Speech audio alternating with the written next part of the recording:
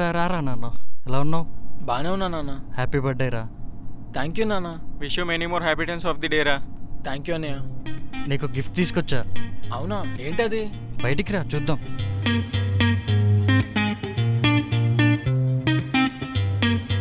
Happy birthday రా.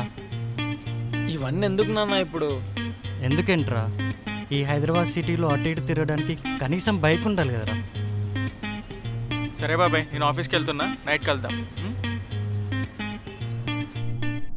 ఏమ్రా నాన్న, ఉద్యోగం సంగతి ఏమైందిరా? ఉద్యోగమా? వచ్చేస్తుంది. అది అప్లై చేశాను, వచ్చేస్తుంది.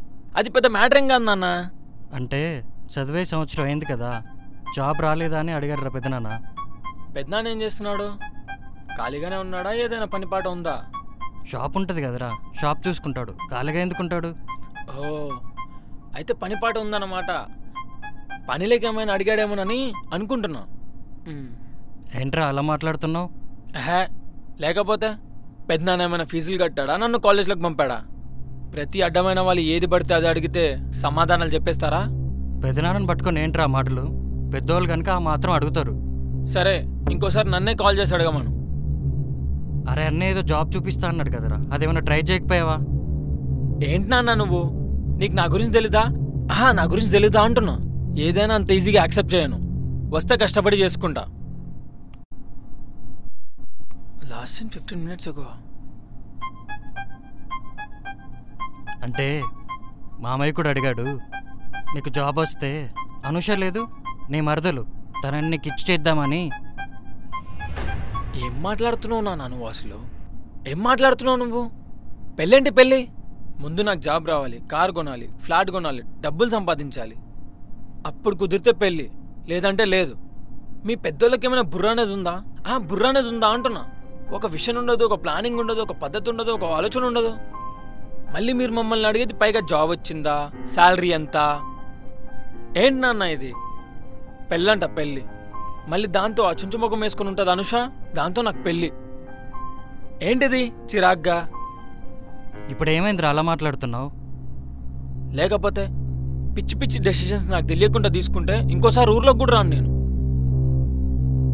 బాయ్, నేను బయటకు వెళ్తున్నా.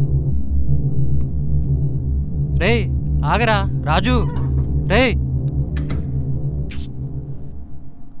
చెప్తే వినడు.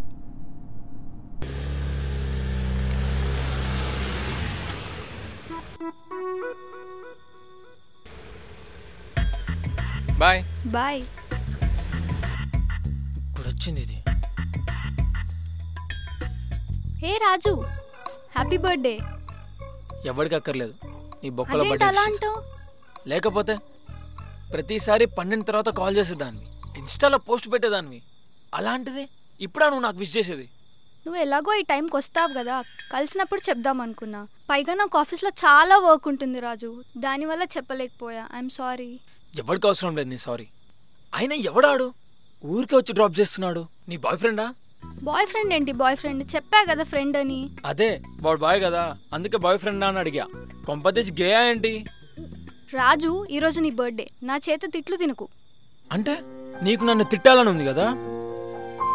మొత్తం మారిపోయావు మైతా నువ్వు. ఇంతకు ముందులా లేవు. ఇంతకుముందు 9కి కాల్ చేసేదాన్ని, మెసేజ్కి రిప్లై ఇచ్చేదాన్ని. ఛే, మొత్తం మారిపోయావు నువ్వు. ఏంటి రాజు అలా మాట్లాడతావు? నాకు ఆఫీస్ ఉంటుంది, నేను బిజీ ఉంటున్నా కదా. ఎంత బిజీ ఉన్నా సరే ఒక మనిషి మీద ఇంపార్టెన్స్ ఉన్నప్పుడు టైం కేటాయించి మాట్లాడతారు మహిత. కానీ నీకు టైం దొరికినప్పుడు మాట్లాడడం కాదు. అయినా నువ్వు నాకు ప్రియారిటీ ఇవ్వట్లేవు మహిత. బాయ్.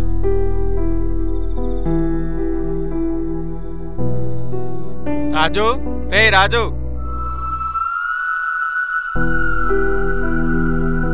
పడుకున్నట్టున్నారు లేరా, నేను వెళ్ళిపోతాను. బాగు బాబాయ్, నేను పిలుస్తా. పర్లేదు లేరా.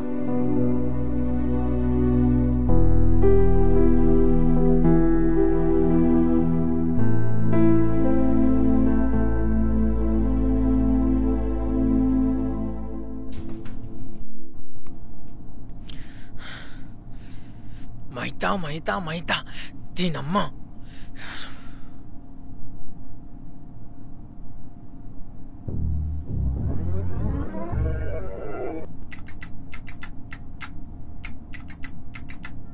దీనమ్మ దయం. కాపాడండి అయ్యా నన్ను. రే రే రే దినమ్మ ఈ డోర్ రావట్లే. రే ఆగిరా, ఇటు రారా నువ్వు, ఇటు రారా. నేనేం చెయ్యను, నేను రాను. హే ఇటు అబ్బాయిటో, నేనేం చేయను.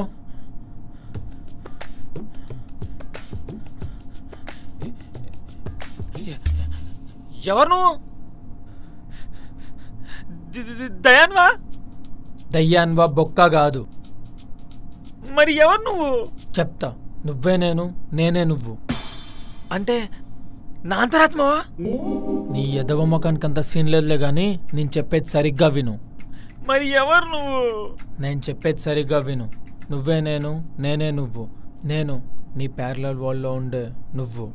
అర్థమైందా? ప్యారలల్ వరల్డ్ అంటే doctor strange, multi universe concept అదేనా? మన ముఖానికి అంత బడ్జెట్ పెట్టారు నాన్న, మనది జస్ట్ యూట్యూబ్ సిరీస్ మాత్రమే. సో నేను చెప్పేది సరిగ్గా విను. నేనెవరంటే నా ప్యారలల్ వరల్డ్లో ఉండే నువ్వు, నువ్వెవరంటే నీ ప్యారలల్ వరల్డ్లో ఉండే నేను. అవునా? ఈ కాన్సెప్ట్ ఏదో బాగుందే. కాకపోతే చిన్న డిఫరెన్స్. ఏంటది? నీ వరల్డ్లో నువ్వు పెద్ద బేవర్స్ గాడివి, చదువుంది కానీ సంధ్య లేదు. సంధ్య కాదు, మహిత లేదు. అందుకే నువ్వు బేవర్స్ గాడివి. బాగానే చదువుకున్నావు కానీ ఏం చేస్తున్నారు నువ్వు అసలు? ఆ మహితతో కనుకలా తిరుగుతూ టైం వేస్ట్ చేయడం తప్ప. నీ వరల్డ్లో నువ్వు పెద్ద బేవర్స్ గాడి కావచ్చు, కానీ నా వరల్డ్లో నేను చాలా సెటిల్. నాకంటూ కారు ఉంది, గేటెడ్ కమ్యూనిటీలో పెద్ద ఫ్లాట్ ఉంది, నాకంటూ డబ్బు అన్నీ ఉన్నాయి. అదే నా డిఫరెన్స్. కాదు, ఇంకా ఉంది. నీ వరల్డ్లో రాహుల్ గాడు ఉన్నాడు కదా? ఉన్నాడు. వాడు నా వరల్డ్లో పెద్ద బేవర్స్ గాడు. అంటే ఇక్కడ రాహుల్ గాడు ఎలా సెటిల్ అయ్యాడో నీ వరల్డ్లో నువ్వు అలా సెటిల్ అయ్యామన్నమాట. కరెక్ట్. ఓహో. నీ వరల్డ్లో రాహుల్ గాడు ఏ కంపెనీలో పనిచేస్తున్నాడో నా వరల్డ్లో నేను కూడా అదే కంపెనీలో పనిచేస్తున్నా. సేమ్ బాడీ పొజిషన్లోనే ఉన్నా. అవునా? ఇంకో విషయం, నా వరల్డ్లో ఆల్మోస్ట్ మహిత నాకు ఎప్పుడో పడిపోయింది తెలుసా? We're about to marriage now.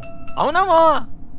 నా వరల్డ్లో మహితతో నేను ఎంత హ్యాపీగా ఉన్నానో నీ వరల్డ్లో కూడా నువ్వు అంతే హ్యాపీగా ఉండాలనేది నా స్వార్థం. ఎందుకంటే నేనే నువ్వు, నువ్వే నేను. సో నేను నీకు హెల్ప్ చేయడానికి వచ్చాను. అదేలా? ఏం లేదు. నీ వరల్డ్లో రాహుల్ గారు ఏ పొజిషన్లో ఉన్నాడో నా వరల్డ్లో కూడా నేను అదే పొజిషన్లో అదే కంపెనీలో ఉన్నాను. కాబట్టి వాడి సీక్రెట్స్ కానీ, వాడి ఈమెయిల్స్ కానీ, వాడి పాస్వర్డ్స్ కానీ, వాడి యూజర్స్ కానీ అన్నీ నాకు తెలుసు. అండ్ రాహుల్ గారి విషయాలన్నీ నాకు తెలుసు. ఎందుకంటే వాడు ఏ పొజిషన్లో ఉన్నాడో అదే పొజిషన్లో నేను కూడా ఉన్నాను కాబట్టి. It's really wow bro. So నేను చెప్పించేస్తే చాలు రాహుల్ గారిని సైడ్ చేసి మహితాన్ని సొంతం చేసుకోవడానికి. చెప్పు చెప్పు బ్రో, చెప్పు. ఏం చేయాలో చెప్పు. ఏం లేదు, రేపు నీట్గా ఫార్మల్ డ్రెస్ వేసుకొని ఇంటర్వ్యూకి బయలుదేరు. ఇంటర్వ్యూకా? ఏ ఇంటర్వ్యూకి? ఏ కంపెనీ? ఇంకే ఇంటర్వ్యూకి వెళ్తావురా? మహిత వర్క్ చేసే కంపెనీకి. అవునా?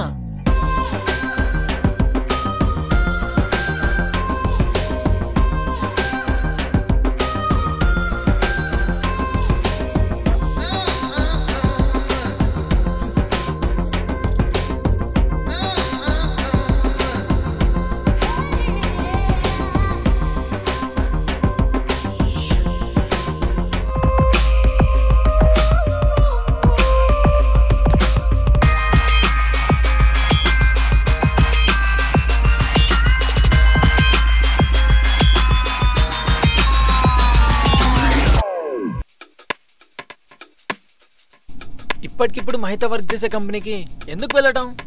ఎందుకంటే మహితకు దగ్గర అవ్వాలి కాబట్టి. మహితకు దగ్గర అవ్వటానికి కంపెనీకే ఎందుకు వెళ్ళటం? రాహుల్ గారిని సైడ్ చేయడం కోసం. మరి రాహుల్ గారిని సైడ్ చేయాలంటే ఏం చేయాలి? ముందు మహిత వర్క్ చేసే కంపెనీలో నువ్వు ఇంటర్వ్యూకి వెళ్ళాలి. అది కాదు బాబాయ్, నేనేమో ఈసీ, మహిత ఏమో సివిలు, తను చేసే కంపెనీ ఏమో కన్స్ట్రక్షన్ కంపెనీ. నాకు తనకి ఎలా సెట్ అవుద్ది?